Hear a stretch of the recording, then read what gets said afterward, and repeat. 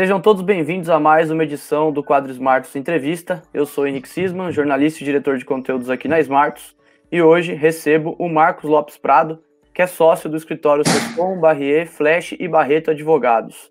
Nós vamos falar um pouco sobre o entendimento do Superior Tribunal de Justiça em relação à aplicabilidade da Lei número 9.514/97, em detrimento do artigo 53 do Código de Defesa do Consumidor, na resolução das promessas de compra e venda de imóveis. Antes de começar o debate, gostaria de dar dois recados rapidamente. Primeiro, se você ainda não é inscrito aqui no canal, inscreva-se, clica no sininho para ser notificado toda vez que a Smartus publicar um novo conteúdo. Siga também a Smartus nas redes sociais, @smartusbr, e acesse nosso site, smartus.com.br. Se você ainda não é inscrito na nossa newsletter, se cadastre gratuitamente para receber todos os conteúdos nas noites de domingo. Agora sim, começando o nosso bate-papo, Marcos, seja bem-vindo. Gostaria de te apresentar, que você contasse um pouco da sua história, da sua carreira, sua atuação no direito imobiliário, e já introduzo a primeira pergunta, para depois que você se apresentar. Esses artigos 26 e 27 da Lei 9.514 e o artigo 53 do CDC, o que prevê cada um desses dispositivos? Muito bem, Henrique, boa tarde, é um prazer estar aqui com vocês, aqui da Smartus, nesse bate-papo. Bom, eu tenho 20 anos de formado aí como advogado, me formei no ano de 2000 na USP e sempre estagiei e depois advoguei em escritórios e empresas, sempre na área imobiliária, né? Hoje, já há 6 anos, eu sou sócio do escritório Sescom Barrier, que é um escritório full service empresarial. Eu fico aqui em São Paulo, mas a gente tem unidades no Rio de Janeiro, em Brasília, Belo Horizonte, Salvador. Somos realmente full service, atuamos em todas as áreas, e eu estou à frente da área imobiliária do escritório, né? Uma satisfação falar com vocês, mais uma vez. Em relação a essa polêmica, parece-me que é uma polêmica muito atual e muito relevante para o setor imobiliário, porque dela depende a sobrevivência, o vigor, a estabilidade, o respeito da principal garantia real imobiliária que hoje nós temos disponível no nosso sistema, que é a alienação fiduciária em garantia de bem imóvel, né? O imóvel, em qualquer lugar do mundo, é a principal garantia do capital. Tem até um economista, Hernando Del Soto, premiado, né, com seu livro e a sua tese de doutorado, chamado El Mistério del Capital, onde ele defende que uma das razões do subdesenvolvimento da América Latina é justamente o alto grau de irregularidade fundiária do seu território. Por que isso? Porque o imóvel irregular, o imóvel que não tem matrícula, que não tem proprietário, ele não serve de garantia de financiamento, de garantia do capital. E no mundo inteiro o imóvel continua sendo a principal garantia do capital. Então, quanto mais o nosso sistema de garantias reais for um sistema sólido, eficaz, eficiente, isso evidentemente atrai capital, atrai investimento estrangeiro e nacional, dá segurança ao investidor. Não estou falando só apenas dos bancos, mas dos investidores institucionais ou não, dos fundos de investimento. E isso movimenta a economia, fomenta crédito para o mercado imobiliário, para o desenvolvimento da própria atividade, incorporação, loteamento, e todo o ciclo de produção, hotelaria, galpões logísticos, shopping center, todos os setores que envolvem o mercado imobiliário. Daí a importância desse tema. De um lado, nós temos a lei da alienação fiduciária, prevendo que, em caso de inadimplemento do devedor, o credor deve, então, notificar o devedor a pagar o valor em atraso, né, que juridicamente se chama purgar a mora, através de uma notificação via cartório de registro de imóveis, no qual aquela alienação fiduciária está registrada, no prazo de 15 dias. Se o devedor não faz esse pagamento no prazo de 15 dias, então o credor fica autorizado a recolher o ITBI e requerer a averbação da consolidação da propriedade plena do imóvel em seu nome. A partir desse momento, o credor fiduciário se torna o proprietário pleno do imóvel. Mas essa propriedade está afetada à obrigação legal de realização de 2 leilões públicos e extrajudiciais do imóvel que foi dado em garantia. No primeiro leilão, o credor leva o imóvel ao valor de avaliação que foi pactuado no contrato, ou avaliação nova feita como um acordo. E no segundo leilão, o imóvel é oferecido a interessados pelo valor da dívida. No entanto, se ele não for arrematado em nenhum desses momentos, o imóvel fica, então, em definitivo na propriedade do credor e a dívida é considerada extinta pela lei. Essa é a sistemática da lei. Os artigos 26 e 27 da lei tratam justamente da realização desses dois leilões com esses parâmetros que eu disse, né? Primeiro leilão em 30 dias da purgação da mora, do prazo de purgação da mora, o segundo leilão em 15 dias de ato subsequente. Porém, o artigo 53 do Código de Defesa do Consumidor, que é muito anterior à Lei da Alienação Fiduciária de 1997, nós estamos falando do Código de Defesa do Consumidor lá do começo da década de 90, né? É muito anterior e é uma lei geral que se aplica para toda e qualquer relação de consumo. Ele prevê que, em caso de inadimplemento, e apenas em caso de inadimplemento, isso é muito importante ressaltar, porque tem uma implicação jurídica, havendo a resolução de um compromisso de venda e compra de imóvel com alienação fiduciária ou sem, não pode haver a perda total dos valores já pagos pelo consumidor, pelo adquirente, no caso de uma venda e compra de imóvel garantida com alienação fiduciária. Acontece que essa é uma regra de uma lei geral anterior, e a primeira regra é uma regra de uma lei específica da garantia fiduciária posterior. Aí os que são formados em direito sabem, a gente aprende na faculdade regras de interpretação jurídica, a lei posterior sempre revoga a lei anterior e a lei específica, sempre prevalece sobre a lei geral.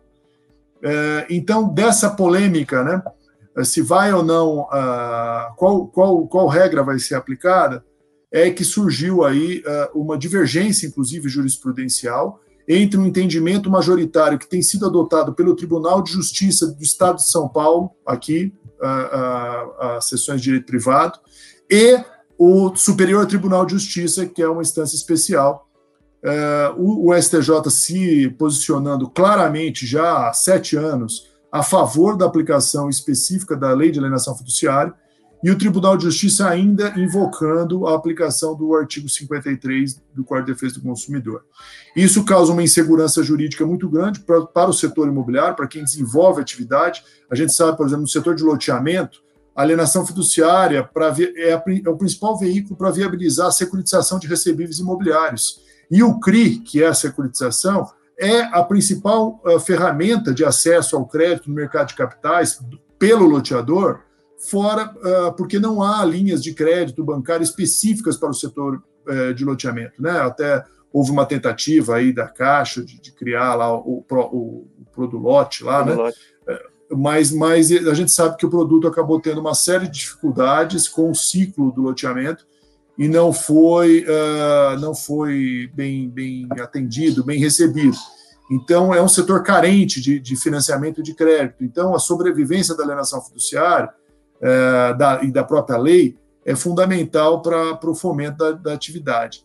A polêmica é essa, porque pela lei do Código de Defesa do Consumidor haveria necessidade de devolução de valores ao consumidor, não poderia haver a perda total dos valores, e pela lei de alienação fiduciária também há a possibilidade de ter devolução de valores, e aí me parece que não é bem uma contrariedade, só que é uma devolução dentro do sistema da lei.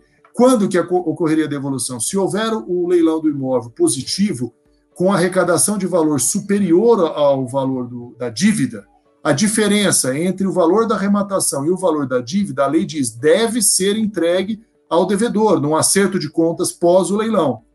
Além disso, as parcelas que o devedor, o fiduciante, foi pagando ao longo do contrato, eles foram sendo abatidos do valor da dívida, né? Então, não me parece que haja uma incoerência. A única questão é que se houver 2 leilões negativos, realmente o imóvel não conseguiu ser vendido, então assim, não há devolução nenhuma de valor ao devedor fiduciante, independente do valor que ele já tenha pago, independente do valor que se pense que seja o valor de mercado do imóvel, mesmo que não tenha havido interessados no leilão.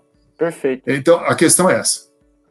Só para contextualizar, para quem está nos assistindo, por que a gente trouxe esse tema para essa edição do Smarts Entrevista? Recentemente, o STJ acolheu um recurso especial determinando que o Tribunal de Justiça de São Paulo realizasse um novo julgamento de causa se baseando na Lei 9514 de 97. Então, para que a gente deixe muito claro qual foi esse caso, por que a gente está colocando isso em pauta nesse momento, é uma discussão muito relevante, como o Marcos já muito bem pontuou nessa introdução. Marcos, você pode dar mais detalhes desse caso especificamente? Que importância ele tem no âmbito geral para o setor, né? Acho que você já arrematou a questão dos loteamentos, mas em termos de jurisprudência até, o que esse caso pode trazer para o mercado imobiliário? Claro, são dois casos, um de agosto e um de setembro, que eu acho que convém a gente mencionar aqui, mas na verdade o STJ já se manifestou 4 vezes ao longo de 2020, todas elas a favor da aplicação da lei da alienação fiduciária. E ele já firmou esse entendimento, como eu disse, há 7 anos. No entanto, como alguns tribunais estaduais, dentre eles o Tribunal Paulista, continua decidindo de uma forma diferente, muito a favor do Código de Defesa do Consumidor, o tema continua sendo polêmico. Infelizmente, a gente ainda não tem uma decisão que pacifique a questão. Existe um procedimento previsto na legislação processual brasileira, que é a sistemática do julgado repetitivo. Essa matéria, já houve, nesse ano mesmo de 2020, uma tentativa de submeter essa matéria a essa sistemática, porque uma vez que ela fosse julgada pelo STJ no âmbito de um julgado repetitivo, nós teríamos, então, a pacificação em tese do assunto.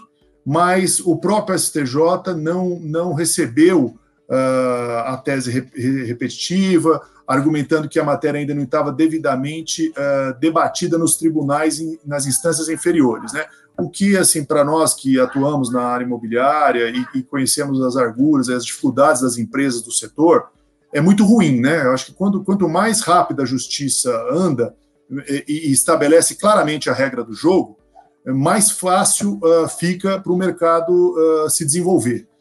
Quanto mais o Brasil, com certeza, é um dos países que tem a maior insegurança judicial, principalmente, do mundo. Assim, quando a gente faz avaliação de risco para investidor estrangeiro, é uma das dificuldades, né? A imprevisibilidade das decisões judiciais brasileiras, infelizmente. Bom, esses dois julgados específicos que a gente recentes, que são muito relevantes, o primeiro deles foi um julgado da ministra Nancy Andrighi, numa demanda aqui de São Paulo, é o recurso especial 187911, tá? Do Superior Tribunal de Justiça. Esse julgado de agosto, e a ministra, ela decidiu o seguinte, que a lei 9514, que é a lei da alienação fiduciária, né, é norma especial e posterior ao Código de Defesa do Consumidor. Em tais circunstâncias, o inadimplemento do devedor enseja a aplicação das regras do 26 e 27, que é a realização do leilão, que eu mencionei antes para vocês. E assim ela conclui que o STJ já firmou o entendimento que, havendo o inadimplemento do devedor em alienação fiduciária em garantia, ela é a norma que vai ser aplicada, a 9514, porque é a norma posterior e mais específica.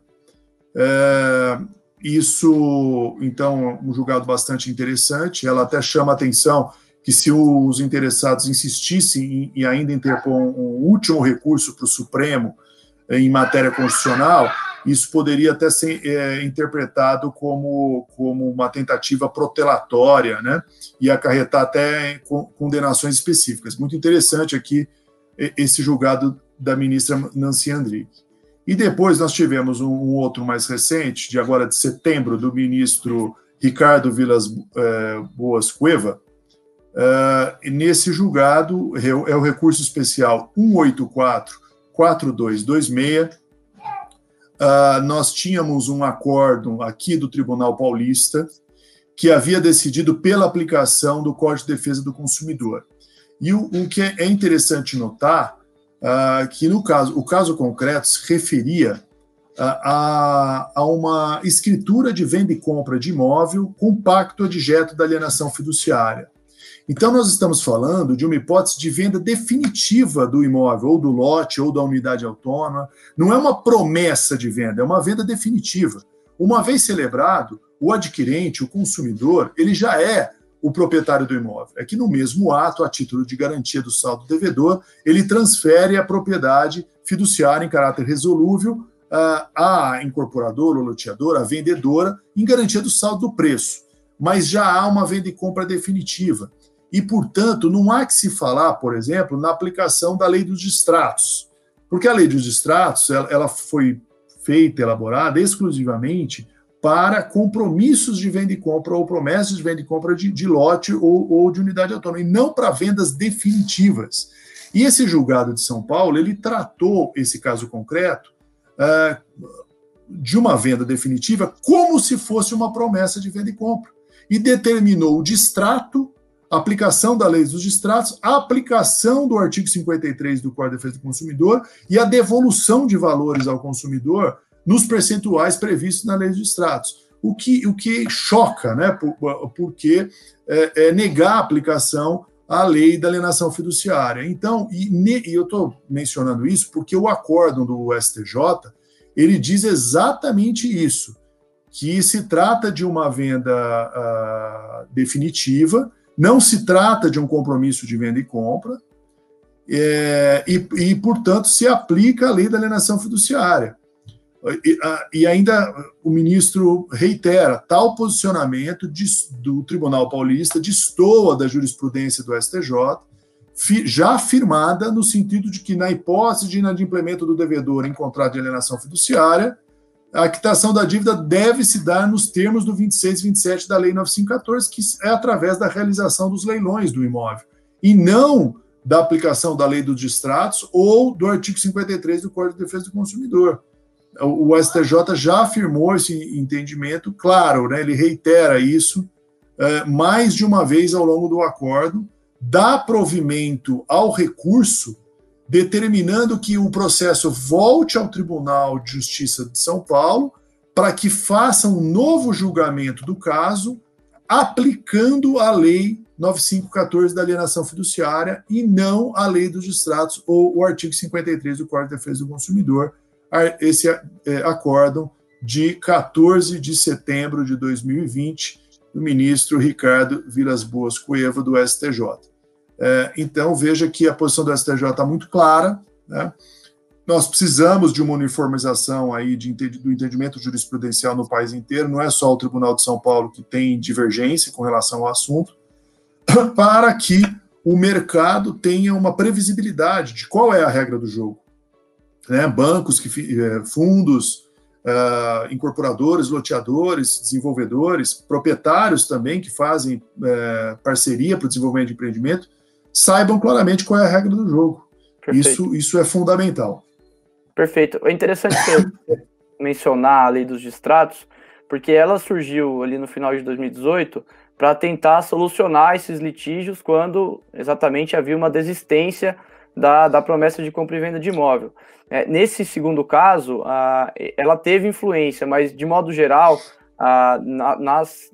nos processos que vão para o STJ ou que são julgados aqui no TJSP, essa lei dos distratos tem ou deve ter alguma influência sobre as decisões, tal como essa que a gente trouxe agora para o debate? Qual que é a sua avaliação?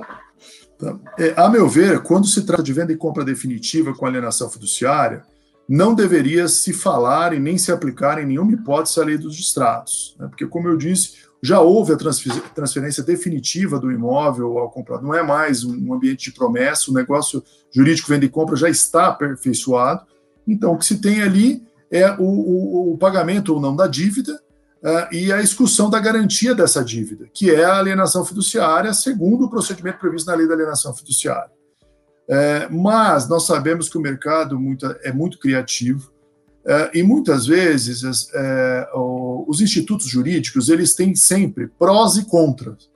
E muitas vezes os players do mercado querem contar apenas com os prós das soluções jurídicas e não querem arcar com os contra, né? Assim, os bônus, mas não sem os ônus, né? Uhum. Então, nós sabemos de um problema que houve, por exemplo, sistêmico no mercado de loteamento, que acabou provocando o Tribunal Paulista, por exemplo, nessa interpretação que nós estamos discutindo aqui. Qual foi essa linha de conduta? Como eu disse, para viabilizar a securitização de recebíveis de loteamento, se usa a venda definitiva com alienação fiduciária. Porém, há um custo de registro da alienação fiduciária, né? E há um custo de TBI também para fazer uma venda definitiva, né? Você tem o ITBI da venda definitiva, mais o custo do registro da alienação fiduciária. Por conta disso, e quem deveria arcar com esse custo, via de regra, é o adquirente do lote. Mas aí, como não é necessariamente do interesse dele fazer esse registro de imediato, muitas vezes não é feito. E aí, o que acabou acontecendo é que o judiciário interpretou que essas situações, onde, embora nesses empreendimentos tenha sido assinado contratos de venda definitiva com alienação fiduciária em garantia, como não houve o registro, não houve nenhum procedimento, nenhuma conduta que denotasse essa venda definitiva e a efetivação da garantia, que seria justamente o pagamento do ITBI, o registro na matrícula do imóvel, isso levou a um entendimento de que, na verdade, a verdadeira natureza desse contrato seria de promessa de venda e não de venda definitiva, né? Isso é uma interpretação jurisprudencial com a qual eu não concordo, mas que foi adotada.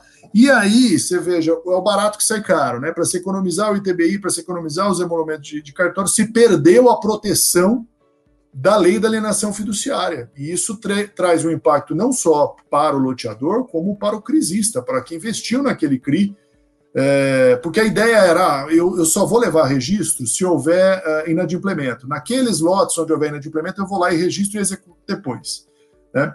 Então, hoje a gente orienta clientes, na verdade sempre demos essa orientação, mas a gente ressalta esse risco hoje, né, recorrente. Olha, se você quer estruturar loteamento com securitização, coloca já na conta da viabilidade financeira do empreendimento o ITBI e o registro da alienação, e você, loteador, cuida dos procedimentos de registro, porque isso vai dar uma garantia à estrutura do empreendimento como um todo, né? Provavelmente esses casos, dificilmente o próprio Tribunal Paulista vai conseguir enquadrar a aplicação da lei dos distratos ou a lei ou 53 do Código de Defesa do Consumidor. Então, me parece que esse é mais ou menos um encaminhamento, Henrique. Perfeito, Marcos. Saindo um pouquinho do que a gente trouxe como ponto central da entrevista, eu acho que as suas colocações foram muito assertivas, acho que ficou muito claro, até para quem não é de departamentos jurídicos, de incorporadoras, de loteadoras, enfim, até para aquela pessoa que não está diariamente lidando com aspectos legais jurídicos, acho que ficou muito claro, mas considerando num ponto de vista mais amplo, quais são os avanços que você e o escritório, de modo geral, seus colegas, enxergam como os mais necessários e urgentes para que haja a maior segurança jurídica, judicial aqui no Brasil? Para as incorporadoras, construtoras e loteadoras, né? Eu me lembro que há pouco você comentou que o Brasil é um dos países onde há maior insegurança. Então, justamente, gostaria de saber quais avanços são mais urgentes para que essa insegurança seja diminuída. Olha, na verdade, assim, em termos, no passado recente, havia muito pleito de novas legislações, né? O setor se organizou de uma forma inédita. Se a gente fizer uma recapitulação rápida, nós vamos lembrar daquela discussão da comissão. Se poderia ou não se cobrar, as incorporadoras cobrarem, as loteadoras, a comissão imobiliária junto com o preço. Essa questão subiu até o STJ, existiram audiências públicas, onde o setor se mobilizou, as entidades de classe, Secov, Sinduscom, a Elo, fizeram sustentações orais nessas audiências públicas do Superior Tribunal de Justiça, e a questão acabou sendo decidida até favoravelmente, né, às práticas reiteradas do setor, com pequenos ajustes, mas favoravelmente. Depois veio a questão dos distratos, que essa polêmica toda, o judiciário sempre com questões divergentes. De novo, o setor se organizou, havia um projeto de lei tramitando, houve ações e diálogos constantes, tanto com o Poder Legislativo como com o Poder Judiciário, até o advento da chamada Lei dos Distratos. Então, eu acho que agora nós temos aí também a questão das recuperações judiciais das incorporadoras imobiliárias, né? Veio o patrimônio de afetação lá atrás, depois do episódio da Encol, e havia uma expectativa no mercado de que a segurança jurídica em caso de falência RJ de empresa imobiliária já estava resolvido. Na prática, a gente viu em casos recentes, com a crise recente econômica pela qual o Brasil passou, a gente viu que ainda há alguns gargalos a serem solucionados nessa matéria, né, algumas dificuldades aí envolvendo conclusão de empreendimentos inacabados, entrega de unidades para adquirentes e até quitação de credores, não só bancos, mas fornecedores, de empreendimentos com dificuldades em empresas que acabaram tendo dificuldades. Porque aí fica sempre aquela bola dividida entre a lei de falência e RJ e a legislação específica do setor imobiliário, do patrimônio de afetação e tudo mais. Então, em matéria de legislação, eu acho que a gente já avançou bastante. O que faltava, a meu ver, era uma mobilização mesmo do setor com entidades de classe para que se tivesse um diálogo constante com os poderes constituídos, né? Principalmente o legislativo e o judiciário. O executivo mais em âmbito municipal, porque a questão urbanística de aprovações de projeto é competência dos municípios, né, pela Constituição brasileira. Mas para que esse diálogo? Não se trata de um lobby, né, mas de uma compreensão de como se dá o ciclo produtivo no mercado imobiliário. Quais são as premissas, os parâmetros, como que se viabiliza um empreendimento imobiliário. Porque muitas vezes isso era, né, historicamente desconhecido. E construtor, infelizmente, no Brasil, né, muitas vezes tinha uma fama, né, de ser um setor com muitos problemas, com muitos desvios de conduta, veio aí a Lava Jato e tudo isso, e isso ficou essa imagem, né, até de forma injusta, porque são casos pontuais que acabam gerando pré-julgamentos generalizados. Então, esse trabalho de mostrar para que haja uma compreensão aí é um ciclo produtivo longo, né? O loteamento ainda mais longo do que a incorporação, por exemplo, o risco todo envolvido no desenvolvimento, as dificuldades, demora, burocracia em aprovações de projeto, as divergências de entendimento em cartórios de registro de imóveis, em legislações municipais, e aí, para piorar, as divergências de entendimento na justiça, quando as questões polêmicas que são judicializadas, como que o judiciário brasileiro muitas vezes tem decisões absolutamente distintas para casos muito similares, isso traz uma insegurança enorme. Então, me parece que essa questão do diálogo constante, institucional, sobretudo com o Poder Judiciário, fez muito, no passado recente, fez muito bem para o setor, e eu acho que ele deve se manter, ele deve continuar essa aproximação para que haja a construção, né, aí dessa imagem mais verdadeira aí dos empreendedores imobiliários, que são heróis, na verdade, né, empreender no Brasil com esse alto grau de incerteza que nós temos na nossa economia, na nossa justiça, é um desafio constante, né? A gente ouve frequentemente investidores estrangeiros que o Brasil não é para amadores, né? A gente ouve essa frase reiteradamente, porque eles estão acostumados com outro cenário de alta previsibilidade, tanto legal como judicial, como critérios objetivos de normas e de leis, prazos bem previsíveis de aprovações de projeto, de processos burocráticos, tudo que nós não temos aqui. Então, me parece que é por aí, viu, Henrique? Perfeito, perfeito. Ô Marcos, a gente está chegando ao final dessa edição do Smart Entrevista. Eu gostaria de deixar o espaço para a sua mensagem final para a nossa audiência, os loteadores, os incorporadores, esses sofredores que estão nos ouvindo, que, como você bem disse, empreender aqui no Brasil não é para amador, não. Tem que ser muito profissional. Sem dúvida nenhuma. Não, a mensagem de otimismo aí, saindo da pandemia, né, o país, os números todos mostrando isso. O setor imobiliário virou o ano de 19 para o ano de 20 com uma expectativa de um novo boom, né? Era um ano muito promissor, um mercado muito aquecido.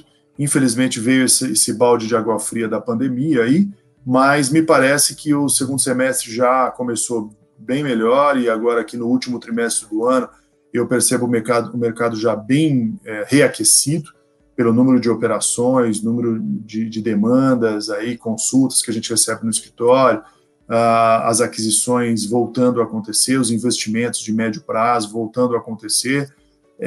Então, eu acho que a gente tem um futuro promissor aí. O setor imobiliário tem uma missão até social com o país no que diz respeito ao habitacional, né, o setor habitacional. O déficit brasileiro de habitação é ainda gigantesco, então é trabalho para várias décadas e gerações de incorporadores e loteadores aí. A pandemia trouxe novos paradigmas, como home office, e-commerce, intensificados, a questão da segunda moradia, não só de lazer, mas de trabalho também, inclusive para o home office. Isso abriu os horizontes aí de perspectivas de novos empreendimentos, onde as pessoas também possam morar e trabalhar, inclusive fora dos grandes centros urbanos. Então, acho que a gente tem aí um futuro promissor pela frente. Em termos de legislação, a gente havia tido a lei antes da pandemia, da liberdade econômica. Isso, para nós, advogados do setor privado, era muito promissor, porque justamente ela pretendia reduzir esse intervencionismo estatal e judicial nos contratos privados paritários, sobretudo, o que sempre dinamiza e fomenta novas contratações, novos negócios. Como eu disse, a pandemia colocou um balde de água fria nisso também, porque na medida em que se criou uma relação desigual, né, com um fato novo, imprevisto, o judiciário voltou a uma tendência de intervencionismo, né? Mas à medida que a pandemia passe, e a gente está torcendo aí para a vacina vir logo, isso também vai passar. Me parece que a tônica da lei da liberdade econômica vai voltar com tudo, e a tendência um judiciário mais próximo do setor imobiliário, a tendência também é que haja uma facilitação dos negócios, e é isso que a gente acredita, é para isso que a gente trabalha. Perfeito, Marcos. Bom, muito obrigado pela disponibilidade, pelas informações, pelas opiniões compartilhadas com a nossa audiência. Foi certamente um bate-papo muito enriquecedor, com as informações que você trouxe para os nossos seguidores, para a nossa base aqui de acompanhantes do YouTube, do nosso site. Eu gostaria de agradecer, é claro, também a todos que estão nos assistindo, né? Não adianta de nada a gente se propor a levar conteúdo, trazer nomes tão relevantes quanto do Marcos, da Siscom Barrier, se não tiver uma audiência engajada, procurando informações, procurando conteúdo sobre o mercado. Então também deixo aqui meu agradecimento aos que estão nos assistindo. Se você ainda não é inscrito, inscreva-se aqui no canal, é muito importante isso para a gente, ter mais alcance, chegar em mais regiões, em mais construtoras, em mais incorporadoras, em mais loteadoras. Clica no sininho para sempre ser notificado quando tiver conteúdos como esse, como o resumo da semana, como as lives que a gente organiza. Também no nosso site tem a newsletter semanal, só colocar o seu nome e seu e-mail, vai receber toda noite de domingo um resumo dos principais acontecimentos, dos fatos, das opiniões sobre o mercado imobiliário. E também no Spotify, o canal Smarts Brasil. Tá legal, Marcos? Obrigado mais uma vez, audiência. A gente se vê na próxima edição do Smarts Entrevista. Uma boa semana a todos e um abraço. Obrigado, Henrique. Boa semana a todos.